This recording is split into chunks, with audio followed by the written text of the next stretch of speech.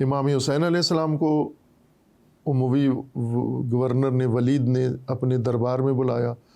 اور خط دکھایا شام کا کہ یہ خط آیا ہے، تو بیعت کا کہا گیا ہے کہ آپ یا بیعت کریں یا آپ کا سر قلم کریں گے۔ تو امام حسین علیہ السلام نے کہا کہ کل کرتے ہیں یہ کام، آج نہیں، کل سب کے سامنے کرتے ہیں یہ کام۔ اور وہاں پر پھر ایک بدمزگی بھی ہوئی، مروان نے کہا کہ ولید کو کہ یہ موقع ہاتھ سے نہ جانے دو، پھر یہ آپ کے ہاتھ نہیں آئیں گے اگر یہاں سے چلے گئے۔ تو امام حسین علیہ السلام نے مروان کو تھوڑی سرزنش بھی کی وہاں پر، جو تاریخ میں مذکور ہے، اسے یاد دلایا کہ تم کون ہو اور میں کون ہوں اور یزید کون ہے۔ پھر دوسرے دن امام حسین علیہ السلام نے تیاری کر لی مدینہ چھوڑنے کی، چونکہ انہوں نے تیاری کی ہوئی تھی کہ یا بیعت یا سر قلم کرنا ہے۔ تو امام علیہ السلام دوسرے دن تیاری کر کے، بلکہ تیسرے دن گئے، چونکہ یہ 26 رجب کا واقعہ ہے، بیعت طلب کی گئی۔ 27 رجب 61 ہجری امام مدینہ میں رہے، اور 28 رجب کو امام مدینہ سے روانہ ہو گئے مکہ۔ 3 شعبان کو مکہ پہنچے، اور پھر 4 مہینے مکہ میں ہی قیام کیا امام نے۔ اور اس دوران انہوں نے پہلے مدینہ میں امام کو شہید کرنے کی کوشش کی، جو امام نے ناکام بنا دی ان کی یہ کوشش۔ پھر انہوں نے مکہ میں امام کے لیے یہ اہتمام کیا کہ مکہ میں شہید کر دیں، اور امام نے فرمایا کہ میں نہیں چاہتا کہ میرا خون حرم میں گرے، میں ایک وجب بھی، ایک بالشت بھی، یعنی 1 فٹ بھی اگر میں حرم سے باہر ہوں تو ترجیح دوں گا حرم سے باہر، یہ جنگ ہو یا جو بھی ہوتا ہے۔ تو امام نے حرم چھوڑ دیا 8 ذی الحجہ 60 ہجری کو، اور کوفہ سے چونکہ خطوط آئے تھے اور کوفہ کے خطوط کے جواب میں امام روانہ ہوئے، لیکن بعد میں پھر کوفیوں کے اوپر بھی حالات سخت ہو گئے، وہ ہٹ گئے، وہ بے وفائی کر دی، عہد چھوڑ دیا، تو امام کربلا چلے گئے۔ تو انہوں نے پورا اہتمام کیا ہوا تھا کہ امام حسین علیہ السلام اگر بیعت نہیں کرتے تو دوسری صورت فقط یہ کہ امام کا سر پیش کیا جائے، یزید کو پیش کیا جائے، کیونکہ یزید کی 2 چیزیں مطالبہ تھی، یا بیعت یا سر۔ بیعت تو لے نہیں سکتے تھے یہ، تو سر کے لیے انہوں نے پھر پلاننگ کی، اور وہ کربلا میں ایسا ہی کیا، سر کاٹ کے یزید کو بھیج دیا انہوں نے۔ علامہ صاحب، جو مدینہ منورہ کے جو لوگ تھے، جو مکہ کے لوگ تھے، اور اس کے بعد وہ کوفہ کے لوگ تھے، جس وقت حضرت امام حسین علیہ السلام پر اس طرح ظلم و ستم جاری تھا، تو ان لوگوں نے وہ کدھر تھے؟ کیا ان کو یہ نظر نہیں آ رہا تھا؟ وہ کیوں خاموش تھے؟ بہت اہم سوال ہے۔ میں سمجھتا ہوں کہ شاید میں اپنی طالب علمانہ زندگی میں پہلی دفعہ آپ سے یہ سوال سن رہا ہوں،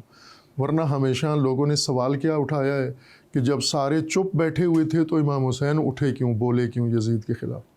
یعنی الٹا سوال اٹھاتے ہیں کہ آپ نے یہ سوال اٹھایا کہ امام علیہ السلام نے یزید کے خلاف ایک قیام کیا یا انکار کیا، اور امام کے ساتھ اتنا ظلم ہوتا رہا، تو یہ کیا کر رہے تھے باقی لوگ؟ سوال نیچرل یہ سوال بنتا ہے کہ کیوں نہیں اٹھے یہ لوگ، کیا تھا ان کو، مشکل کیا تھی؟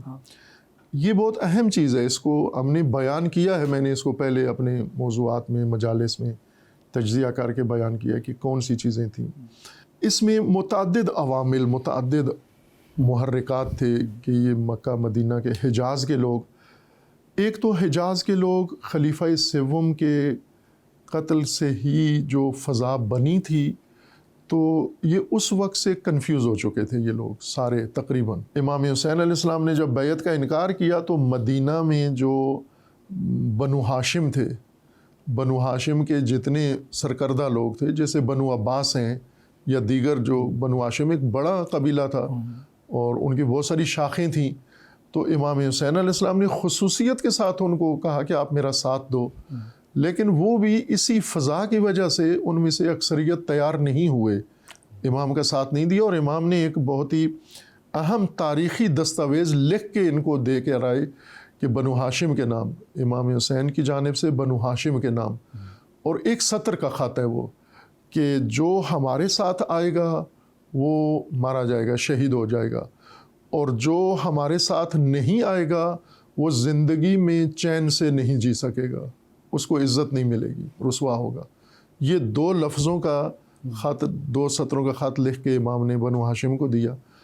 اور پھر امام روانہ ہو گئے۔ تاریخ میں ہے، ابن عاصم کوفی کی کتاب ہے اس میں انہوں نے فرات کوفی، اور اس میں انہوں نے لکھا ہے کہ امام حسین علیہ السلام جب 28 رجب کو مدینہ سے روانہ ہوئے مکہ کی جانب، تو 82 افراد تھے امام کے ساتھ، اپنا خاندان اور بچے اور خواتین ملا کے آل رسول، اس وقت تو آل رسول ہی تھے سارے، 1-2 خدام بھی تھے اس میں، لیکن باقی آل رسول تھے، تو یہ 82 افراد تھے کل۔ پھر امام 4 مہینے مکہ میں رہے، قیام فرمایا، حج کا سیزن آ گیا، اور 8 ذی الحجہ کو حج شروع ہوتا ہے۔ 8 ذی الحجہ تک امام حج اس سرزمین پر رہے، دعوت دیتے رہے حاجیوں کو، مختلف سرکردہ لوگوں کو، صحابہ، اولاد صحابہ، تابعین کو، لیکن کوئی کامیابی نہیں ہوئی، اور کوئی ایک بندہ بھی امام کے ساتھ نہیں ملا۔ اور اسی راوی نے یہ لکھا ہے تاریخ نے کہ وہی 82 افراد مکہ سے لے کر امام کوفہ کی طرف روانہ ہوئے، 82 افراد جو مدینہ سے آئے تھے 4 مہینے۔ یعنی یہ فضا تھی مکہ کی، جو کنفیوز لوگ تھے اور زیادہ تر امام کو روکنے والے تھے، امام کے اپنے قریبی لوگ بھی تھے، وہ بھی امام کو روکنے والے تھے، امام کا ساتھ دینے والے نہیں تھے۔ تو یہ مکہ کی حالت تھی۔ دوسری طرف سے کوفہ بھرپور طریقے سے امام کا ساتھ دینے کے لیے تیار ہو گیا۔ انہوں نے خطوط لکھے، 18,000 خط لکھے، 18,000 افراد کے دستخطوں سے خطوط آئے۔ یعنی خطوط کی تعداد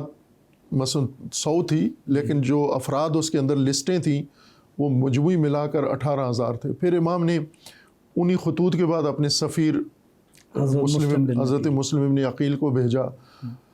انہوں نے تصدیق کی کہ یہ 18,000 مسلح بیعت کر چکے ہیں آپ کے لیے، اور تیار ہیں آپ کے لیے،